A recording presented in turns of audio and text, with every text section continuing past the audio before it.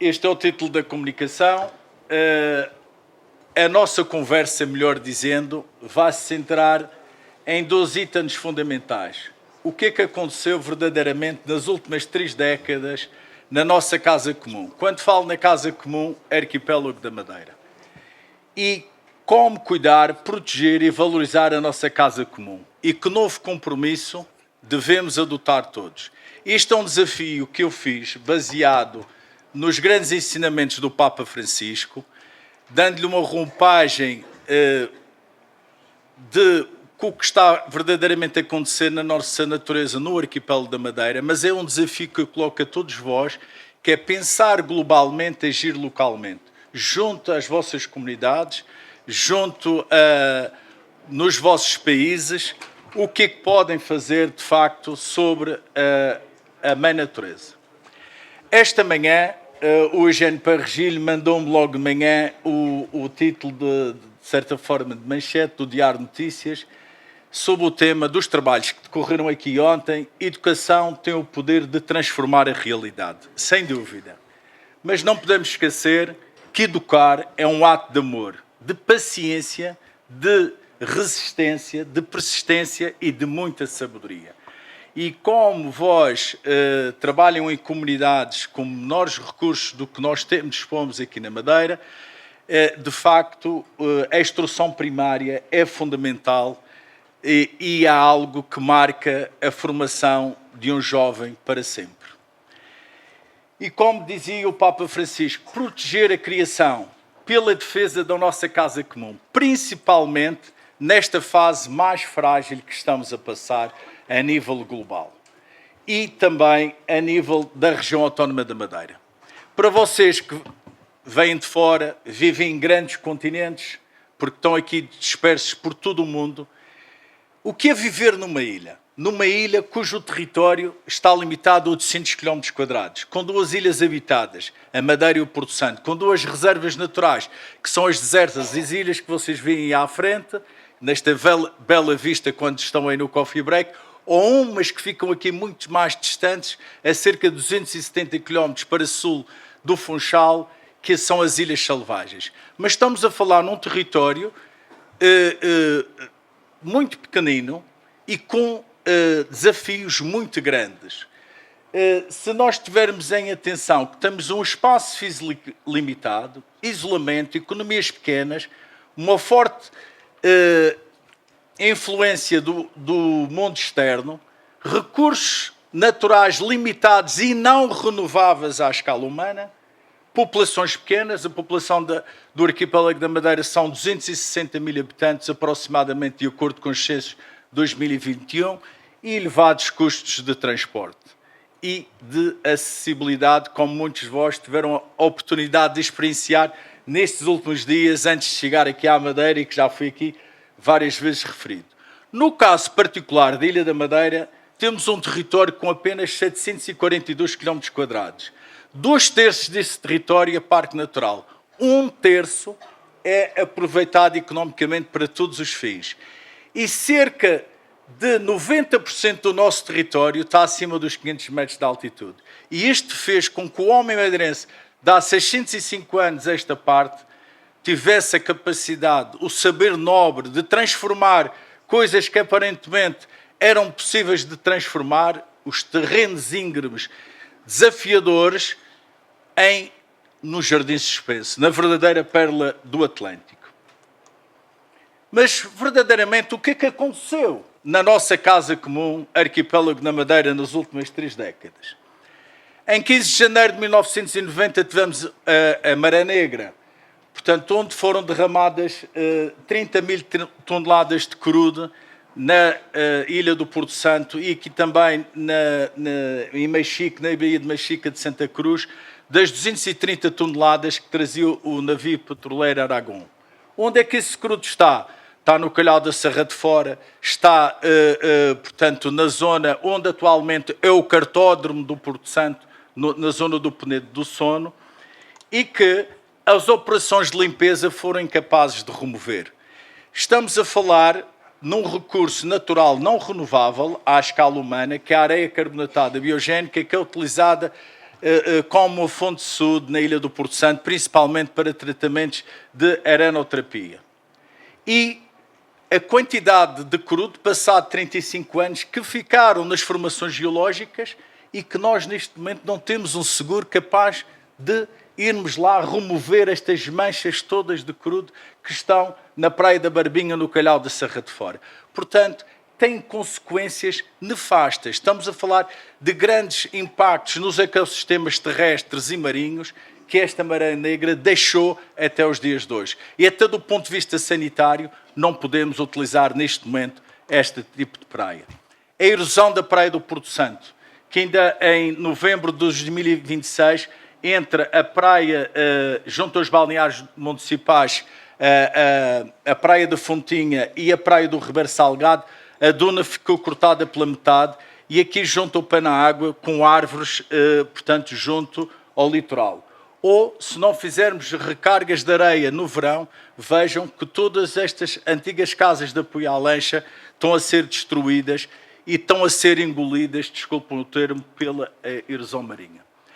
Mudar de tema, um tema que na Madeira é muito comum, que são as aluviões, que são grandes fenómenos de, após precipitações intensas, como ocorreu no 20 de fevereiro de 2010, que conseguem desencadear grande deslocação de materiais detríticos e linhosos, costa abaixo, podem atingir 70 a 90 km horários ou até mais, como atingiram no 20 de fevereiro de 2010 nos cursos inferiores das Ribeiras, e que têm uma componente social e religiosa muito forte na Ilha da Madeira.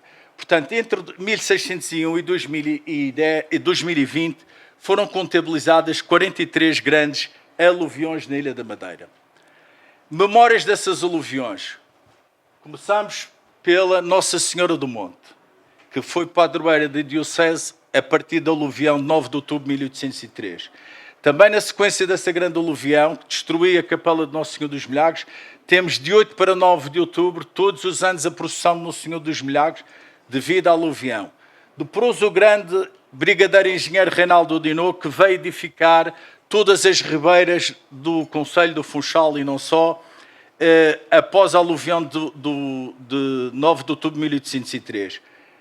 Um homem notável, o juiz conselheiro José Silvestre Ribeiro, que fundou a Fundação Nossa Senhora da Conceição, antigamente abrigo Nossa Senhora da Conceição, com mais de 180 anos, uma instituição de miniguice a mais antiga do país e que deixou um trabalho notável junto à população da educação para a cidadania. E, finalmente, o Dr. Raimundo Quintal, que foi o primeiro homem geógrafo a descrever o termo aluvião, que foi publicada na revista Território em 1999 da imprensa da Universidade de Coimbra. Aqui está, por reescrito apostólico de Pio VII, de 21 de julho de 1804, a Senhora do Monte passou a ser invocada como padroeira da Diocese do Funchal, cuja solenidade litúrgica realiza-se a 9 de outubro em memória da terrível aluvião de 1803, onde morreram mais de 1000 pessoas só no Concelho do Funchal. É onde foi noticiado em todo o mundo esta grande aluvião. Foi a aluvião e o grande sismo que ocorreu na cidade de Lisboa a 1 de novembro de 1755. É para ver o eco que teve, de facto, esta aluvião. Aqui há alguns aspectos da procissão de Nosso Senhor dos Milagres. Após a aluvião de 2010, eu comecei a recolher um conjunto de seixos que vieram das ribeiras. Fizemos uma edição de 51 botões de punho. Esses botões de punho foram vendidos a 70 euros e foi construído este painel que está no mercado dos lavradores, que é um painel da autoria do escultor Paulo Neves, que é em memória às vítimas do aluvião de 20 de fevereiro. Como sabem, morreu 43 pessoas e 8 desaparecidas, e este painel tem 51 calhaus rolados, 51 anos, 51 impressões digitais e 51 tábuas. Portanto, se tiverem a oportunidade de passar no mercado dos lavradores, está lá este painel. Áreas inundadas no aluvião de 1803, 1993 e 2010. Estão a ver as áreas azuis, são as áreas comuns neste ortofotomapa no curso inferior da cidade do Funchal. E as áreas, portanto, comuns a amarelo e as áreas inundadas a azul. O que é que se nota? De fenómeno para fenómeno, cada vez mais as ribeiras acabam por galgar o curso, já não inferior, mas o curso superior, como aconteceu no passado 20 de fevereiro. E porquê? Nós temos tido uma grande impermeabilização do nosso solo e subsolo. Isto é um exemplo vivo do edifício Duas Torres, que fica aqui muito próximo de nós na Ajuda, e que vejam a transformação que a paisagem tem tido. E esses espaços verdes têm diminuído entre 1960 e 2024 de cerca de 1% por ano, o que dificulta menor infiltração e maior escorrência superficial. Um outro aspecto da Ribeira Grande de Santo António, onde podem ver a aluvião de, portanto, que ocorreu em 76. Vejam que a margem da Ribeira era tudo isto e neste momento toda a margem da Ribeira no curso superior está ocupada. Um aspecto da aluvião de 29 para 30 de outubro de 1993, como é que deixou o Funchal, e depois dessa aluvião, impermeabilizou-se grande parte do nosso território, com a construção de grandes parques de estacionamento, com construção de centros comerciais, parques de estacionamentos destes vendidos a 35, 40 mil euros para estacionar um carro. E o que vocês estão a ver aqui, junto ao posto emissor do Funchal, são 31 metros de escavação, abaixo da cota da estrada, e aqui à volta de 40 metros, junto a Abreu Advogados. Quem passa por lá não se apercebe, mas hoje em dia nós estamos a ter um grande problema, que são as águas subterrâneas, porque não podemos esquecer, quem vive no Funchal, até 1930 nós não tínhamos abastecimento público de águas. A água vinha destes poços, como se pode ver no Colégio dos Jesuítas, na Universidade da Madeira, ou em fotografias históricas. E neste momento, face à permanente bombagem nestes grandes parques de estacionamento, o que é que está a acontecer? A água salgada está a entrar no sentido terrestre e está a contaminar toda a água doce. É um problema gravíssimo que leva à oxidação de grandes estruturas de edifícios. Quem passa no Lavi não se apercebe desta realidade e pensa que as estruturas de retenção de carga sólida, conhecidas na Madeira por pentes ou açudes ou garfos, que foi feito nos cursos superiores das principais ribeiras do Funchal, que resolve os problemas todos. Não é verdade. Corrige grande parte da carga sólida que é transitada, mas não podemos esquecer que, por exemplo, no Vale de Santa Luzia, nós temos uma grande pedreira a funcionar, britadeiras, tanques de lamas, uma antiga lixeira municipal, num corredor que rapidamente, em 4 km, atinge a cidade do Funchal. A vulnerabilidade é que nós estamos sujeitos. E isto a falar com rigor e a falar com verdade. Porquê? Porque nós, no 20 de fevereiro de 2010, o que vocês estão a ver aqui, esta grande torrente de lama, isto não é natural. Foi todo o material que saiu do túnel rodoviário que liga a Serra d'Água à zona do Rosário, foi colocado no sítio das Ameixeiras e no sítio do Moleiro. E com a grande precipitação acabou por provocar esta corrente de lama. O que aconteceu também nas Babosas, num aterro clandestino, que acabou por destruir a capela e todo o material que transitou por aí abaixo acabou na rua do Ribeirinho do Baixo. Vejam a distância que percorreu e a quantidade de vidas que ceifou. Outro fenómeno muito presente na Madeira, os incêndios. Vou fazer uma pequena abordagem, porque vai fazer agora um ano, em agosto do ano passado, todos nós sabemos a vulnerabilidade que nós tivemos em 5 concelhos da região autónoma da Madeira. Só para dizer que nós tivemos 9 grandes incêndios e que entre a área ardida e reardida temos 41 mil campos de futebol igual aqui ao estádio do Sport Clube Marítimo. E isto é uma triste realidade que não podemos passar uma esponja. Os fenómenos estão ainda na natureza. E de lá para cá, tudo o que se fez foi muito pouco e tudo o que se fez, muitas delas não resultaram e a vulnerabilidade que nós temos no território. E porquê? O que a mãe natureza leva milhares ou milhões de anos para fazer, um fenómeno como estes incêndios que ocorrerem, os aluviões conseguem fazer no espaço de horas. Se não vejamos uma rocha que demora milhões de anos para nós podermos partir, após o fogo conseguimos desmontá-la com as mãos. Um solo fica cozido, completamente cozido, não deixa que a água se infiltre. Atinge temperaturas da ordem dos 1200, 1400 graus. Isto é o vidro que vocês estão a ver fundido de janelas ou de garrafas de cerveja coral, aqui junto à estação dos Carreiros do Monte. Vejam como as garrafas ficaram. Parece garrafas de plástico, mas são de vidro. E isto dá-nos indicações que a temperatura do solo ali atingiu 1200 a 1400 graus, que é a temperatura que faz a fusão do vidro. Isto é como, para nós sentirmos verdadeiramente na pele, o que temos tido com os incêndios são queimaduras de terceiro grau, queimaduras irreversíveis no nosso território. Queimaduras onde o sol pede toda a água e que fica um solo estéril, um solo onde qualquer coisa que se cultive não cresce. Não sei. Biomassa, grande mancha de árvores que ficou após os incêndios de 2016.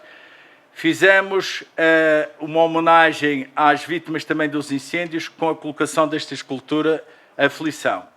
Isto é a vulnerabilidade na boca dos namorados após os incêndios de agosto de 2016. A queda de materiais, a experiência de 605 anos do homem na Madeira após os grandes aluviões, ou após os grandes incêndios, temos os grandes aluviões. Notícias publicadas cada vez mais sobre estes fenómenos, queda de materiais, a vulnerabilidade que obriga a obras como esta de milhões de euros para podermos transitar em segurança no Funchal. Com este tudo. Os aterros. No Concelho do Funchal temos 22 grandes aterros. Aterros esses que às vezes passam despercebidos, terrenos que são vendidos como estes na zona da montanha por €500 mil e que depois, quando se vai construir uma casa, o que é que temos por baixo? Um aterro. E que as companhias seguradoras não tomam qualquer responsabilidade. Ou o aterro das Carreiras, que já passou largamente o tempo de vida útil deste aterro. Não se esqueçam, em 2015, a Unesco definiu solo, um valor a preservar. Solo, a base da vida. A base onde nós temos o nosso alimento. E que diariamente, basta chover um pouco no Concelho do Funchal, o que nós temos são grandes impactos de manchas de terra, com grandes problemas nos ecossistemas terrestres e marinhos devido a essas manchas e essa terra que transita ao longo das linhas de água.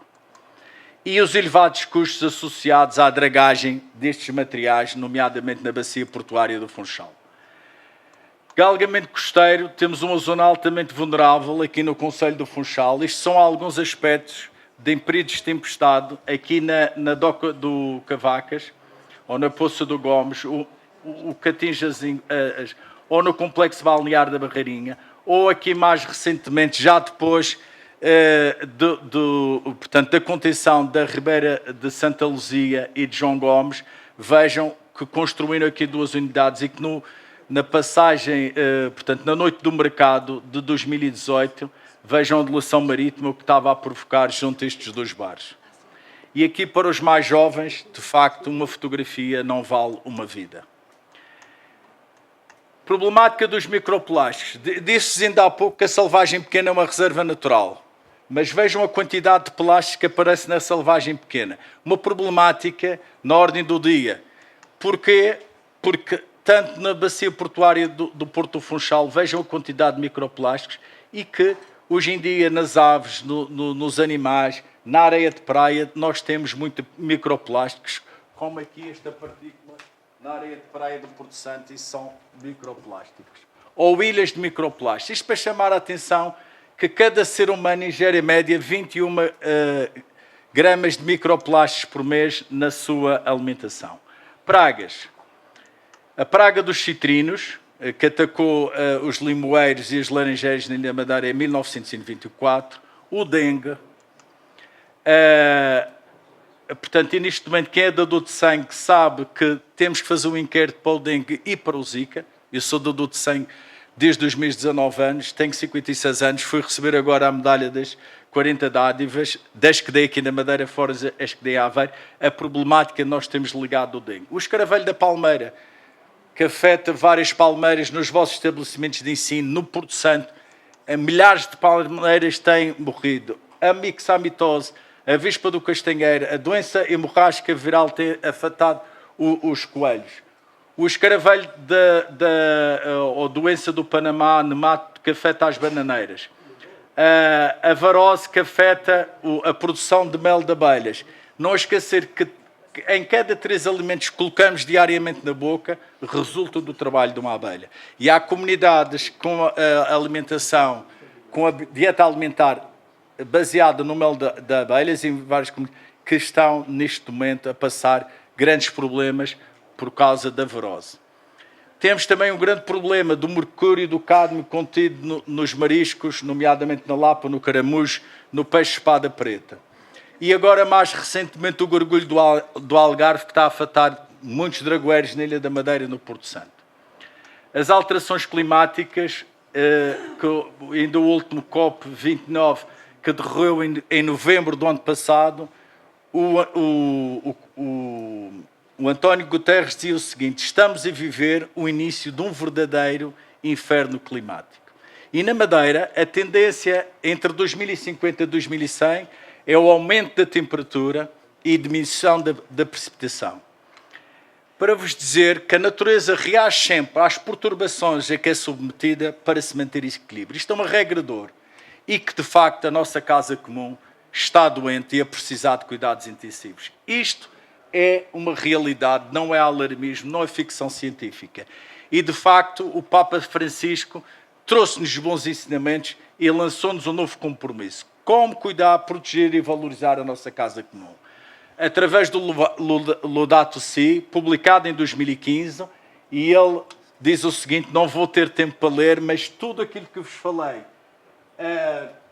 Por isso, a violência que está no coração humano, ferido pelo pecado, deslumbra-se nos sintomas da doença que notamos no solo, na água, no ar e nos seres vivos. Foram o que vocês acabaram de ver na nossa casa comum Arquipélago da Madeira. Agora, é certo, este legado dos 600 anos, que herança que recebemos, que herança que vamos deixar às gerações vindouras. Temos de estar alinhados até 2030 com o Acordo de Paris das alterações climáticas. Muito trabalho para fazer. Para vos dizer que em 5 de maio deste ano, nós já esgotamos os recursos naturais que a mãe natureza é capaz de gerar para a nossa satisfação pessoal. Já estamos a gastar, já estamos a utilizar o nosso cartão de crédito ambiental, o nosso milheiro, dos recursos naturais dos 2026. E que realidade é essa no nosso arquipélago? Isto também temos que pensar, é um desafio. Estou mesmo a terminar. Mudanças de comportamentos, política dos 5 R's, trabalho notável feito em todas as juntas de freguesia, nas igrejas, com as catequistas, com os parcos, com os irmãos, pelo José Silvestre Ribeiro, nesta mudança de comportamento, como agir perante a natureza. Isto era a nossa paisagem, uma imagem da National Geographic na zona do Estreito de Câmara de Lobos em 1960. Vejam como o território mudou. Até entre 93 e 2004, nós tínhamos a marca Madeira, sinta a natureza à sua volta. Cada vez ganhamos mais prémios, como melhor destino insular da Europa, melhor destino insular do mundo. Mas temos, de facto, que cuidar do nosso território. Porque quando ele é cuidado, não nascem pragas e não há fenómenos de movimento em massa. E vos dizer, aproveitem, vão ao mercado dos lavradores, mas não se esqueçam que o que vão ver no mercado dos lavradores, 90% dos produtos que estão lá, aqui que nós consumimos, são importados. Não é uma realidade local.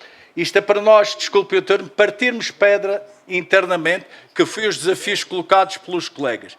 E temos que lutar no território. Como cuidamos dos nossos animais domésticos? Temos que educar para a cidadania as crianças, desde pequeninas, não a fazer a operação de marketing, plantar a árvore, tirar a fotografia. Não, criar uma relação de afetividade, até ir para a universidade, deixar a árvore crescer, que é o que fazem muitas unidades hoteleiras na Madeira. Ainda há pouco o professor estava a dizer, o professor Jacinto, que a natureza não perdoa. Deus perdoa sempre. O homem perdoa às vezes. A natureza nunca. Como estamos aqui, mesmo para terminar... Sim, não podemos perdoar também a questão do tempo. Não perdoa. O tempo não perdoa também. Eu queria deixar a seguinte mensagem. E queria-me despedir com o coração de Maria, o tal coração de esperança, de Maria de Esperança, e com o coração de Jesus. Eu vou ficar com o coração de Maria. Como vocês sabem, o meu nome é João Batista. Há 2025 anos atrás pediram a minha cabeça numa bandeja de prata. Falta muito pouco, também por isso que isso aconteça aqui muito ou noutros lugares. Não, já só vou terminar. E eu vou ficar com o doce coração de Maria que diz: doce coração de Maria, cede a minha salvação. Mas hoje, a partir de hoje, vocês vão ficar com o coração de Jesus que diz o seguinte: doce coração de Jesus, tenho confiança em vós. Obrigado.